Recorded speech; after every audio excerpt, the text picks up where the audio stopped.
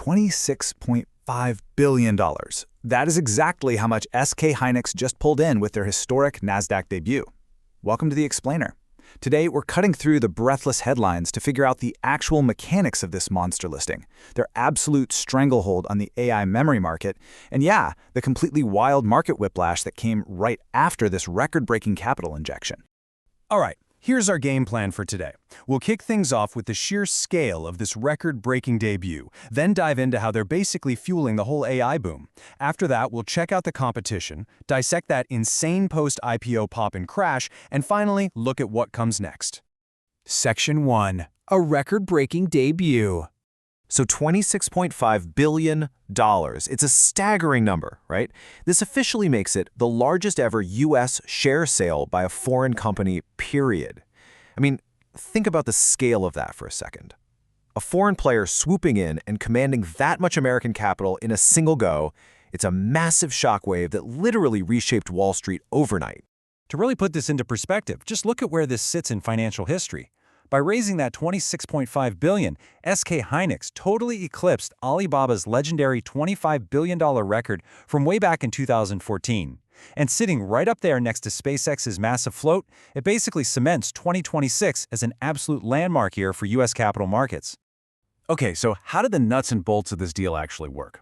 Well, the company issued 177.9 million American Depositary Receipts, or ADRs, pricing them at $149 a pop.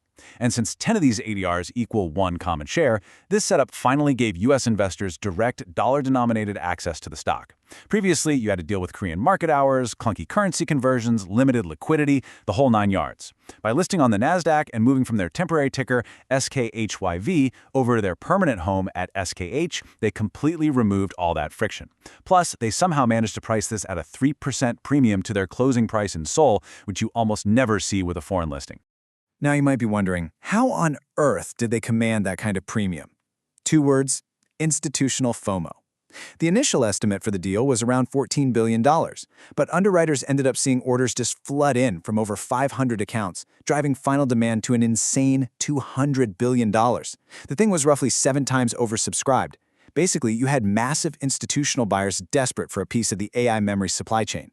But as we'll see in a minute, this kind of euphoric demand usually sets the stage for some serious irrational behavior. Section 2. Powering the AI boom. Let's look at exactly why everyone was clamoring for this stock. As of Q1 2026, SK Hynix commands an estimated 56 to 57% of the global high-bandwidth memory, or HBM market. They are absolutely dwarfing their main rivals, Samsung and Micron, who are both sitting way back at around 21 to 22% each. And this dominance, it's a huge deal.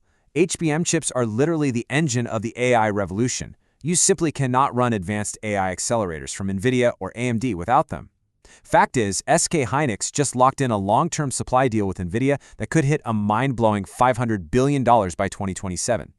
So Wall Street wasn't just buying a chipmaker here, they were essentially buying the primary toll booth for the entire global AI rollout. Section 3.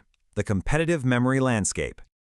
Looking at the broader industry strategy, while competitors are getting bogged down focusing on incremental tech upgrades and tricky yield management, SK Hynix is taking a different route.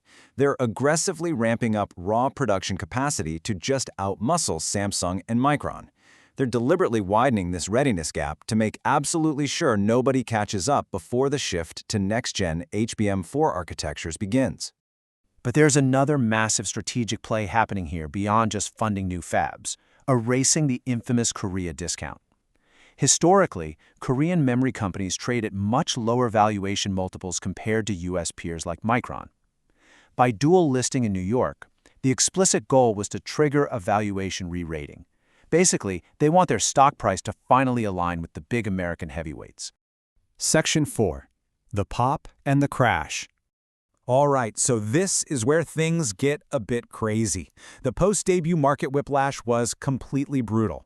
On July 10th, the NASDAQ debut popped an impressive 12.8%. Everyone's celebrating, right? Well, fast forward just a few days to Monday, July 14th, the original Korean shares in Seoul suffered a historic 15.4% crash. It was their steepest single-day drop ever, and it was so bad it actually triggered a market-wide trading halt as the broader Kospi index plunged. There's a quote here from Nigel Green that really hits the nail on the head. He said, a 12.8% pop on debut day tells you almost nothing about a company's earnings power. It tells you that a room full of investors got excited about a headline and decided to buy first and ask questions later. It's the perfect reminder of how dangerous IPO hype can be, because within 48 hours, analysts started raising red flags about overvaluation and potential memory chip oversupply, which instantly triggered this massive reality check sell-off. And what really poured gasoline on this fire was the margin call domino effect. Morningstar analysts pointed out that there was unprecedented retail leverage involved. You had everyday traders buying up the stock with borrowed money. So the moment the price started to slip, brokers issued margin calls, forcing those traders to automatically liquidate their shares just to cover their debts. This vicious cycle completely amplified the selling pressure, dragging the shares down a whopping 34% from their absolute peak. Section 5. What happens next? So after all that chaos, what exactly is SK Hynix doing with that $26.5 billion?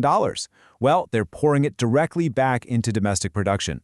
They're funding a massive new fabrication facility at the Yongin cluster, building a cutting-edge packaging plant in Changju, and they're buying up more extreme ultraviolet or EUV lithography equipment. These are the super complex multi-million-dollar machines you absolutely need to print next-gen AI chips. But here's the ultimate reality check for the skeptics out there.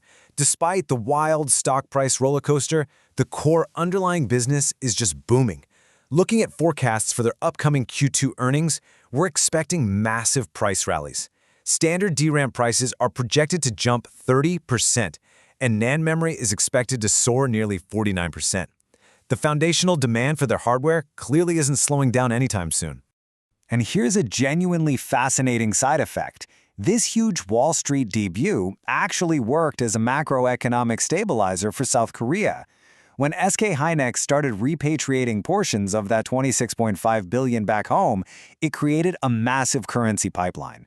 The South Korean won, which had been slumping for months, suddenly got this massive, much-needed injection, strengthening to a 2-month high of 14.86 per dollar. As we wrap up this explainer, there's one big thing you should keep on your radar for December. The big question is whether SK Hynix's new ADRs will qualify to join the prestigious NASDAQ 100 index. If they make the cut, it's going to trigger a massive wave of mandatory buying from index tracking funds, which would kick off the next explosive chapter for the stock. The AI boom is obviously undeniable, but it leaves us with one critical question. As investors, are we actually backing the fundamental technology of tomorrow, or are we just getting swept up in the dangerous, leveraged hype of today? Thanks for tuning in to The Explainer.